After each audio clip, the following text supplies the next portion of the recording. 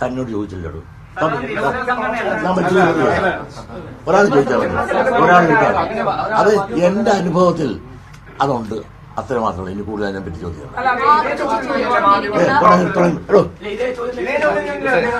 അതല്ല അല്ല അല്ല അതല്ല നിങ്ങൾ ചോദിച്ചാൽ മതി.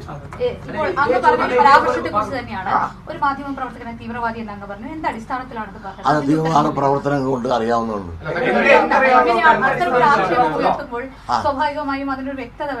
അതിപ്പോ അത് വ്യക്തമാക്കേണ്ട സമയത്ത് ഞാൻ വ്യക്തമായിക്കൊള്ളാം.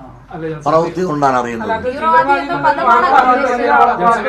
അതെ, തീവ്രവാദി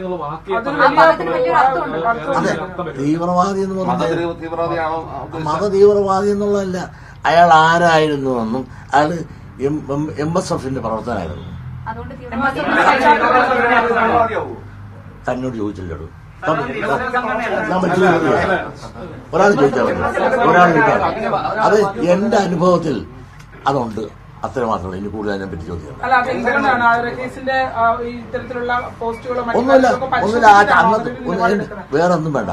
അയാൾ വന്ന് ഈ സാധനം കൂടെ എന്തിനാ എന്റെ കുത്തിപ്പിടി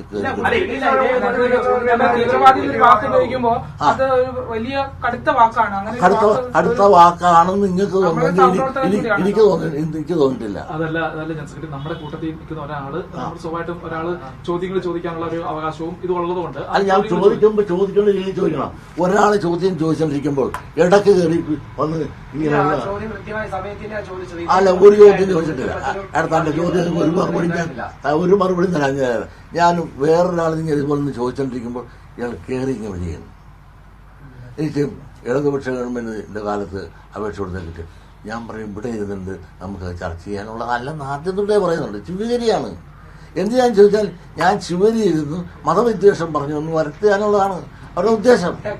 അത് എത്രയോ നാളായിട്ട് തുടങ്ങി. മുസ്ലിം ലീഗ് എത്ര വിദ്യാഭ്യാസ സ്ഥാപനങ്ങളുണ്ട് എന്നാണ് പറയുന്നത്. തെക്കൻ ജില്ലകളിലേക്ക് നോക്കുമ്പോൾ അവര് മറ്റു മലപ്പുറത്തിന്റെ കണക്ക് മാത്രമാണല്ലോ പറയുന്നത്. മറ്റു ജില്ലകളിലെ കണക്ക് പരിശോധിക്കുമ്പോൾ അങ്ങനെ നിങ്ങൾ അയാളൊന്ന് ചോദ്യം ഒരു ഉത്തരം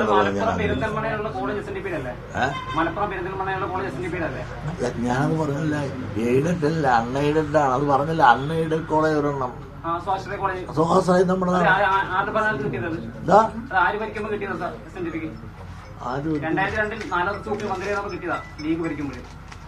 അന്ന് കിട്ടിയ ഒന്നല്ലല്ല, ഒരുപാട്. ഉമ്മൻചാണ്ടി എന്ത് സ്വാശ്രയം കിട്ടി ഉമ്മൻചാണ്ടി ഇരിക്കുന്ന കാലത്താണ്. ഉമ്മൻചാണ്ടിയുടെ കാലത്ത് 13 ഉമ്മൻചാണ്ടി ഇരിക്കുന്ന കാലത്ത് 13 തന്നിട്ടുണ്ട്.